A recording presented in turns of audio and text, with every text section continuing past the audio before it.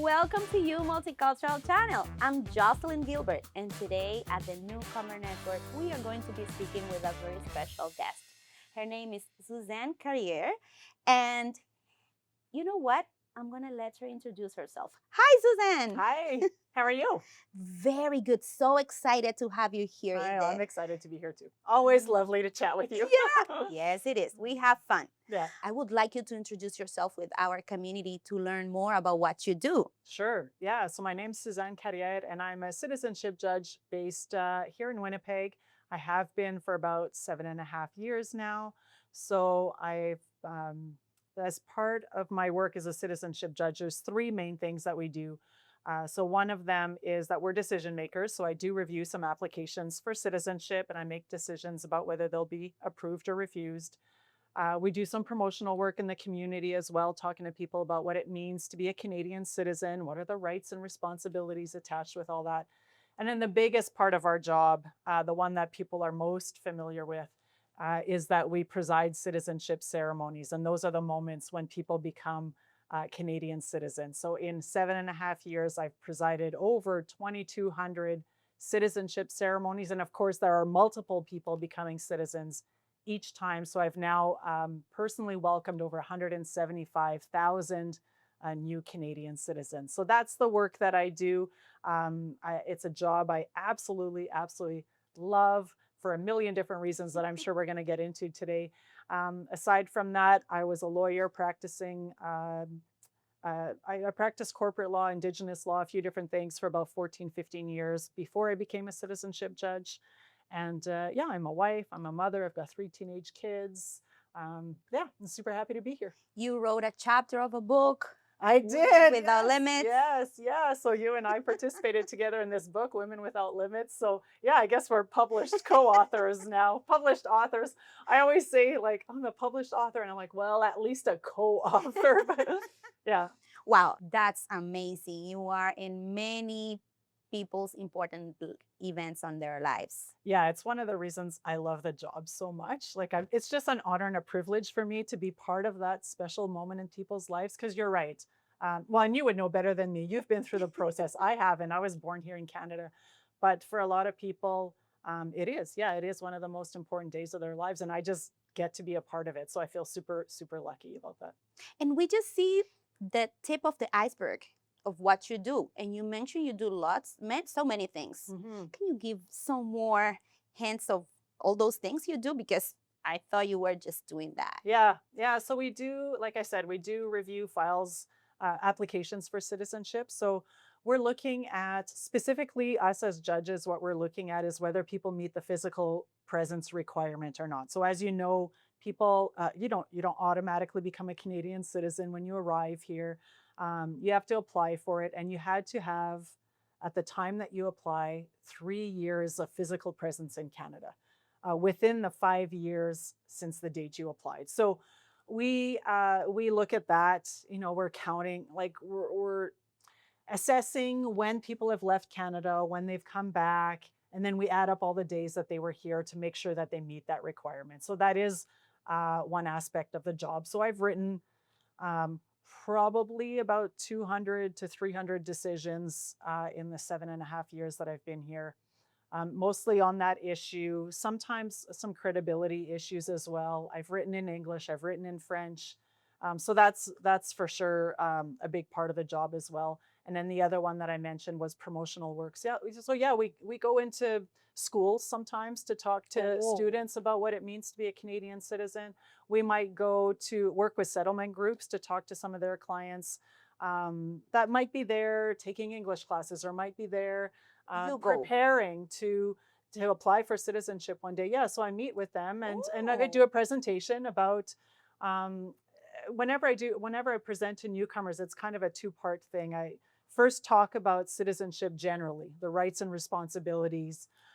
And then the second part of the presentation is just like tips and tricks about how to apply for citizenship to make sure that you're giving yourself the best chance to be approved. So really enjoy both of those things, like whether it's meeting with students or newcomers and talking about citizenship. As you know, because we've known each other for a while now, I love my job. I love talking about my job. So I I'm know so that. happy to be here. So yeah, I really like those parts of the job. Yeah, and then other things that we do sometimes is not necessarily going somewhere to talk specifically about citizenship, but sometimes people invite us to their events if different, it could be again settlement organizations or something else. Maybe they're hosting an event for Multiculturalism Day, and they might invite someone like me to come and just bring greetings or that kind of thing. So Next year, promise. yeah, for You're sure. going to the Manitoba Hispanic Show. Okay. Yes. Yeah. I know you invited me this year and it didn't quite work out. It was right in the middle of my son's busy No hockey worries. tryouts, but we will make that happen. Yes. Susan, I want to ask you a very technical question. I was not thinking about it, but now that you mentioned, a person who has been living here for more than 3 years, but travels a lot to other countries, does that count, or do the government takes into consideration, oh, you're living more time outside of Canada than in Canada, so you should not apply for citizenship? Yeah, I mean, that's exactly what it is. So if I applied for citizenship today, we look at what we call the relevant period. So we go back 5 years.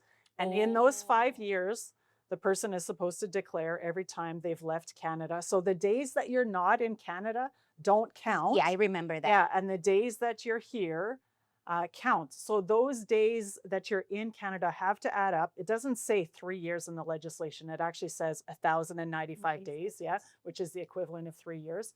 So yes, for some people come to Canada and never leave and apply for citizenship, as soon as they've been here for 3 years. And that's great. But there are some people who travel a lot. There are people who work overseas. There are people like escape the winter. There's those, but then there are people that it's a bigger issue, like people that are truck drivers that drive to the US, that kind of thing. Some of those people will never be able to meet the physical presence requirements, because let's just use an example, somebody that leaves on a Monday and is in the States for 5 days and comes back on Friday, and then they're home on the weekend, and then they leave again on Monday. They're never going to be able to get 3 years within a 5-year period. Yeah. So it's hard for some people, for sure. I've had a few different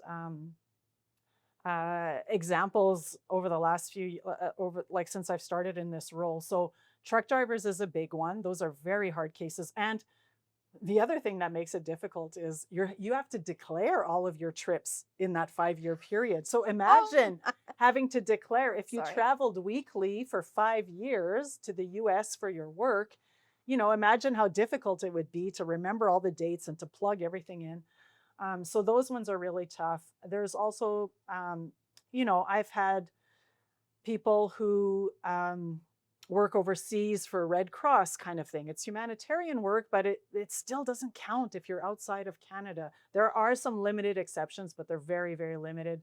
I've had people who work in the oil and gas field where they're like 1 month, they work in the Middle East, and then 1 month back home, and then 1 month away. So again, impossible to meet that 3 out of 5 years. And one interesting one that I mention often was somebody who was a hockey player in the NHL, played for the Toronto Maple Leafs, but most of the teams in the NHL are in the US, so traveling all the time for games in the US, and also every 4 years would compete in the Olympics for his home country, and the training camps and everything else were in Russia, right? And the Olympics were wherever they were that particular year that he went. World Cups, World Championships, or I don't know if World Cup is the World Championships, whatever. And then partway through his relevant period was traded to a team in the US. So anyway, there's a lot of interesting cases where people have a much harder time meeting that physical presence requirement than the average person. Yeah, I didn't think about it. Mm-hmm. Wow. Well, Suzanne, let's go through the beginning of your journey. How did you started being a judge for citizen? Yeah, that's a bit of an interesting story, and it's is something that I wrote about in the book, actually, Women Without Limits. So I was a lawyer for many years. I started out doing corporate law, and then ended up doing Aboriginal law for the Department of Justice. And I was doing work at that time with residential school survivors, Indian residential school survivors. And I, this sounds funny, but I loved that work. It felt so meaningful and it was so special to me. So what it was is people who had gone to residential school and had been physically, sexually, or emotionally abused could make claims for compensation under this particular system. It was called the independent assessment process. So what we would do is, if somebody made a claim, they had to submit certain documents, and the government records would be checked to make sure that they were a student at that school. And then they would have a hearing. So I would attend these hearings, and during the hearing, they would be asked about their entire life, basically, starting with what day were you born? What was your life like at home before you went to the schools? What was life at once you were taken to the schools? What was the abuse that you're claiming? How did that abuse affect you in terms of your prospects for education, your prospects for employment, your personal relationships, all of these different things. So a hearing could take anywhere from 2 to 5, 6, 7, 8 hours, like it, depending on the person. Well, I was part of about 200 hearings. So when you hear over and over at each time an individual person's experience at these schools, right? So it was very meaningful, and I was very honored to bear witness to those people and their stories. It was hard to hear. Yeah, that's what I'm thinking, Spain. Yeah, but I mean, much harder to have lived through it. So at least I was only hearing about it. I loved that work. I really did. But then the work wrapped up. When that work wrapped up, I was still a lawyer with the Department of Justice, but then I was doing work that fell more under the Indian Act. And I did not like it. Like I always say, I was a cog in the Indian Act wheel, and I did not, it wasn't a good fit. It was making me physically ill within a year. Like I was not happy doing that. And people around me knew that I was not happy. My family, I was not happy. At that time, my youngest was maybe 4 or 5 years old. And we all in our family have this distinct memory of being in the car one time, and he was right behind me. And I can hear him saying something over and over. And I'm like, what is he saying? And my husband and I stopped to listen. And he was like, I hate my job. I hate my job. I hate my job. So it was clearly something that he'd heard me say. And he was just repeating it. And I thought, okay, this is like, I need to find something else. And it was a friend of mine at work, a coworker of mine, who came across a job posting for citizenship judges. And she showed it to me one day, and she was like, I think you would be great at this. And she encouraged me to apply, and I did. I had no idea what they were looking for or anything. I had no idea if I had a chance or not, but I applied.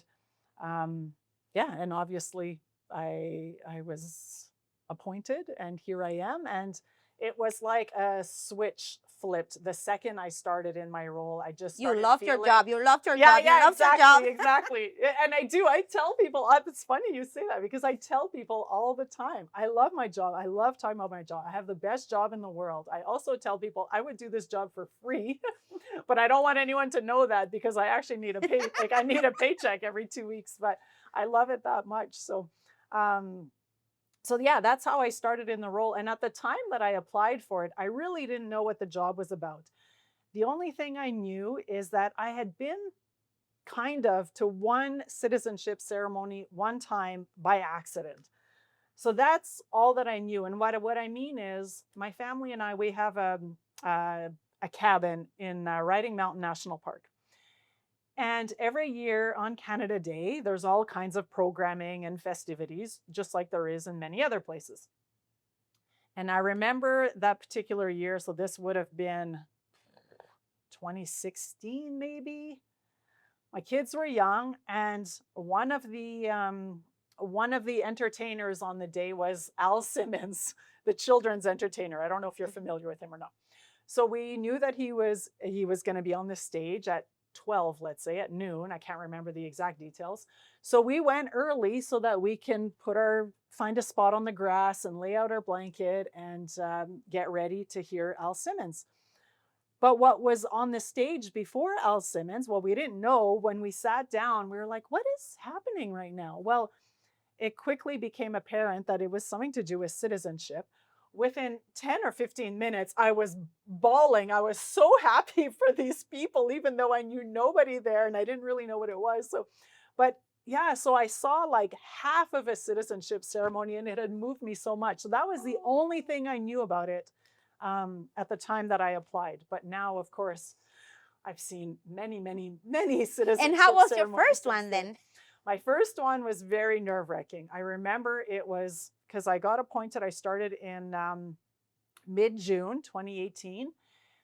And our very first one was Canada Day. And I say we because there was 10 of us that were all appointed at the same time, and 8 of us were brand new. So we all had our first ceremony on Canada Day, which was a little bit nerve-wracking because you may or may not know some of our ceremonies, a lot of them happen at the Via train station, right? Yeah. We don't have special guests typically at those. It's just the citizenship judge, there's a clerk, and there's the new Canadians. But on Canada Day, we do them out in the community. So for my first one was at Assiniboine Park, which means we have special guests. So then we had even more nerve-wracking. Yes, that's what I'm trying to get at. Yeah, so we had we'll invite the MPs, the MLAs. We'll have somebody from Assiniboine Park that will be participating as well. Sometimes we have anthem singers or different things, right? Elder or knowledge keeper to open things up. And so, and Canada Day means media as well. And I'd never had any experience with media. So I was doing my first ceremony is outdoor. It was about 35 degrees, keeping in mind that we wear a long sleeve white shirt, a black wool coat, and the black wool robes over top. So it's about 30 degrees. And my first time I was nervous and I knew there was media waiting to speak with me afterwards, including in French as well, which I'm more comfortable in English than in French. And I had a lot of family there supporting me, which was beautiful. My family, like my husband and my 3 kids were there. My parents were there. I had a couple of friends that were there. One who was visiting from Scotland at the time by fluke. So it was a beautiful, beautiful day. I have great, great memories of it, but I was nervous before it happened. But yeah, wow. Now it's just story. Yeah. And now history. History, yes. And I've done so many of them since then. Wow. But they're all special. They really are. They're all, it's never lost on me what a privilege it is to do them. Yeah. Wow. Do you have any memory of something special that happened that you say, no, I will never forget this one? Mm-hmm. I have a lot of those. Yeah. I do. Okay. One that always stands out is, a couple that got engaged at one of my ceremonies. Oh, yes. So I have to tell the story because I can't just say they got engaged. Okay, so here's what happened. Again, you know this. So at a ceremony, obviously an in-person ceremony, we call up one person or one family at a time. They come and I will hand them their certificate. I have a quick chat with them. I don't have a lot of time with people, but I always ask, what country are you from? How long have you been here? So anyway, the clerk calls these 2 names. These 2 men come to the front and I'm chatting with them, and they were both from Iran. And they were proceeding. The first one had kind of moved down the line. And at that time, that particular ceremony, we had an RCMP officer and somebody from the Canadian Armed Forces. So the first person had moved down the line and was talking with the other 2. And the second one came to say something in my ear, which kind of caught me off guard, but I heard the word propose.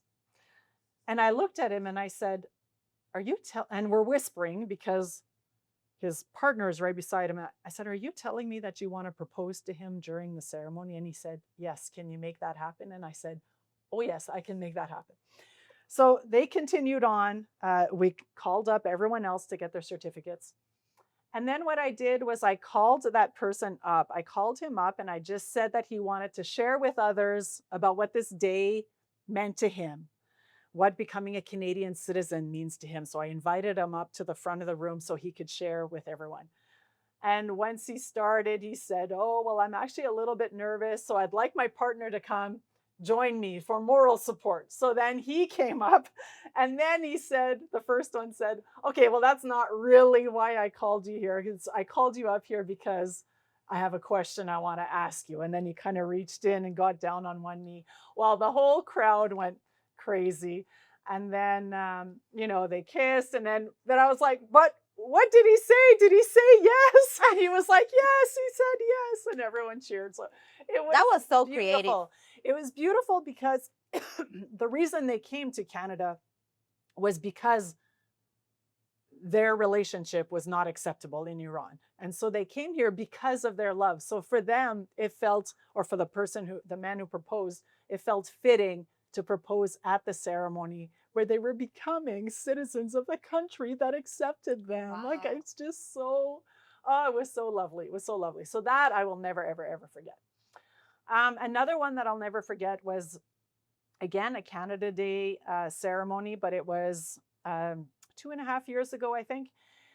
And it was part of CBC's Canada Day programming. So CBC ran a 2-hour show, and the citizenship ceremony was part of it. It didn't look anything at all like what a regular ceremony would look like, but it was incorporated in it. So it was, I flew to Ottawa for it. I had to be there for several days because it was a big production. And so there was all kinds of rehearsals and dress rehearsal and all kinds of different things. So I had to be there a few days early, but it was and it was at Le Brun Flats in Ottawa, outdoor ceremony where the Prime Minister was there, the Governor General was there, there were musical acts, there was Jeremy Hansen, the astronaut, and of course the Prime Minister back then was Justin Trudeau. So it was, I had never done anything like that before. So this was live on TV, had to learn to use like a teleprompter and different things. And while I'm speaking, there's no cut and take two, right? Like this was happening live, and I'm trying to do all this, and the Prime Minister is right in my line of vision and everything else. So anyway, that was really cool. I'd never been part of a big production like that. Like I had a trailer backstage. My daughter traveled with me for that trip. She's 17 now, but she was 14 or 15 at the time. So it was really nice to have her with me because for a few days I was cool in my teenager's eyes, and that doesn't happen very often, so I'll take it. But yeah, that was a really, really neat experience. And yeah, there's a million other things, but I can imagine. Yeah. I can imagine. Suzanne, and you're the only Métis judge in Manitoba. Yeah. I'm the only Métis judge in Canada and the first one in Canada. Yes. So there's never been a First Nations or Inuit judge, and there had never been a Métis judge before myself. So I was the first, which seems a little bit weird to say considering I started in 2018. That seems kind of late for a first. Then again, there aren't very many of us. There's only 10 of us in all of Canada. People don't realize that. It's a very, very niche job. But yes, I was the first one. Definitely hope that I'm not the last one. But yeah, so it's important to me to make sure that that's represented in my ceremonies as well. So, I'm quite white skinned, so people wouldn't know just by looking at me. So I make sure to mention it all the time in my ceremonies. I talk a bit about, like very, very quickly about how I came to be a Canadian, right? About my family being here for a long time, being Métis, and because of all that, I was born here. And I wear a beaded flower pin on my robes to represent my culture as well. Yeah, it's important to me. it's important to have representation, right, of all kinds of different groups out there. And for me, it feels very important to represent that. And like I say, if I don't make it known, it's not, then that representation isn't visible, right? Like that's not good enough. So I have to make it known just to make sure that that representation matters. And since I started in this role, again, 7.5 years now, I remember at the beginning, there was not a lot of Indigenous content or representation in ceremonies. And I feel like there's a big difference from then until today. Um, we always did from the start when I started, there was always a land acknowledgement at the start of a ceremony. But I feel like maybe that was kind of it back then. Um, but myself and some of my colleagues, to be fair, we've been pushing a lot for more representation. So when we do have ceremonies with special guests, we try to always make sure that there's an elder or a knowledge keeper or a young Indigenous person or somebody to represent the Indigenous peoples. And more recently, maybe 2 years ago, we did this. IRCC, or our department, so Immigration, Refugee, Citizenship Canada,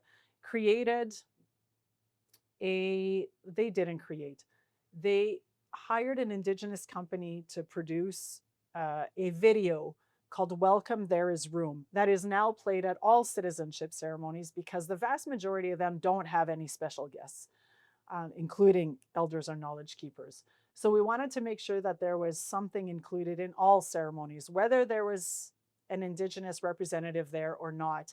So now this video, it's a 5-minute video that gets played at the start of every citizenship ceremony. And it's When basically, did they start it? Sorry? When did they start it? I want to say about 1.5 years or Okay. 2 years ago.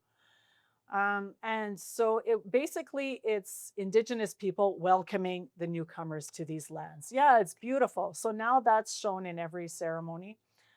So things are better for sure. And including Indigenous youth is kind of the latest initiative. So just last week or 2 weeks ago, I attended to a local high school in Winnipeg, and met with some Indigenous students there, along with a colleague of mine, basically just to offer them the opportunity. So it would be if they wanted to come to a citizenship ceremony and share a little bit. And we wouldn't make them do it on their own. Like, it would be a ceremony where we already would have an elder or knowledge keeper to kind of help them and mentor them, and to give them the exposure, this opportunity to share a bit about themselves and their culture in these settings, in these citizenship ceremonies. So we're trying to do a few different things, and just in a few days from now, we're meeting, again, myself and a colleague, meeting with elders and knowledge keepers who have already been part of our ceremonies, just to meet with them and to see, like, what was their experiences like? Did they enjoy it? Did they feel like it was meaningful or valuable, their participation? And if they had any ideas for things that we could do differently or in addition to what we're already doing. So it's certainly an important part of our ceremonies. Do you think there is a need of a knowledge from immigrants about the Indigenous peoples I think issues? for sure, yes. Because Canada, all Canadians, whether Indigenous or not, whether born here or not, we're all on this path together towards reconciliation, right? And I know that sometimes the thought for some immigrants might be, well, I had nothing to do with what happened. And that's true. That's true.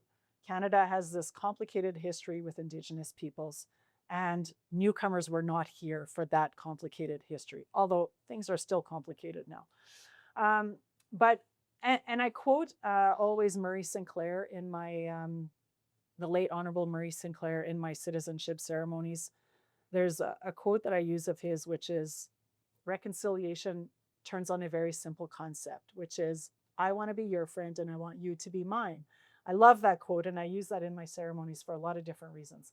But another thing that he said about newcomers specifically is, you might not be part of our past, but you chose Canada, and now you're part of the future. So it is important for all newcomers to get involved, and that includes learning about the history and getting involved in righting some of those wrongs, right? Yeah.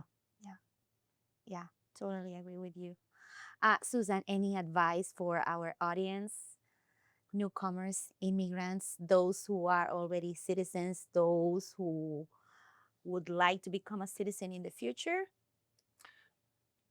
Yeah, well, I guess I would just say encourage everybody to apply for citizenship when and whenever you meet the requirements.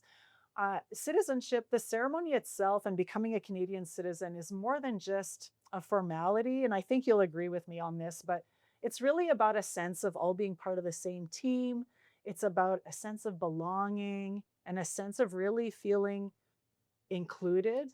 And I know from vast experience in these citizenship ceremonies just how important it is for people, not just an important day in their lives, but I think it really gives people that sense of ownership over their journey here in Canada. And it really gives them a sense of they're uplifting. They're really uplifting. And I think we need that more than ever. I mean, we all know that unfortunately there's this like anti-immigrant sentiment out there that exists, and that element is seems to be getting louder and louder. But I just I know what I see out there, and I'm not an immigrant myself, but I know what I see, and it's like, oh, all of this beautiful diversity that we have in our cities and in our provinces and in our country. It's so beautiful. Like, it's so beautiful. All the different cultures and all the different foods and all the different languages and all the different celebrations. Like, And I we don't, can't think of anything more beautiful than that. So, yes, you are valued, you are welcome. I just want nothing but the best for you here in Canada. And yeah, I want to meet every single person, like even before we started here today, like anybody that's here in Canada that's not a citizen yet, like I want to be the person to swear them in. Like I want to do this forever. And I just makes me so happy to welcome people into the Canadian family. thank you so much. Thank you for so much love. Thank you for your time coming here. And thank you to our wonderful audience. Today we had the opportunity to learn about Suzanne, about her work. Thank you to our wonderful audience for being there at the Newcomer Network. This is You Multicultural channel, and I'm Jhocelin Gilbert, and I was so happy to be once again in another episode. See you next time. Thank you.